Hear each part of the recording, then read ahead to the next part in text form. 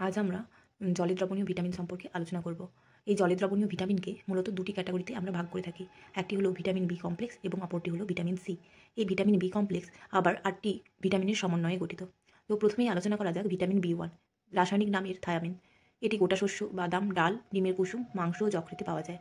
Vitamin B two রাসায়নিক নাম riboflavin, যা দুগ্ধজাত খাবার, ডিম, সবুজ শাকসবজি, অঙ্কুরিত ছোলাতে পাওয়া যায়। ভিটামিন বি3 এটি নিয়াসিন বা নিকোটিনিক অ্যাসিড, শুষ্ক ইস্ট, চিনিবাদাম, ডাল, মাংস, মাছ, গোটা শস্য প্রভৃতিতে পাওয়া যায়।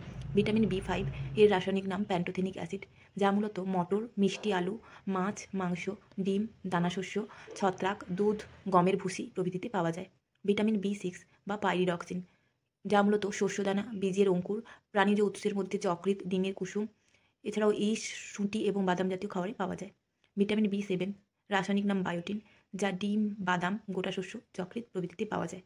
ভিটামিন বি9 একে আবার ভিটামিন এমও বলা হয়।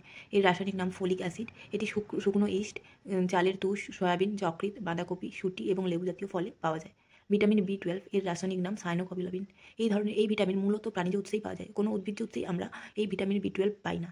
তাই যারা ভেজিটেরিয়ান তাদের ক্ষেত্রে ভিটামিন বি12 এর ঘাটতি দেখা যায়। এটি মূলত মাছ, মাংস, যকৃৎ, দুধ, পনির, ডিম প্রভৃতিতে পাওয়া যায়।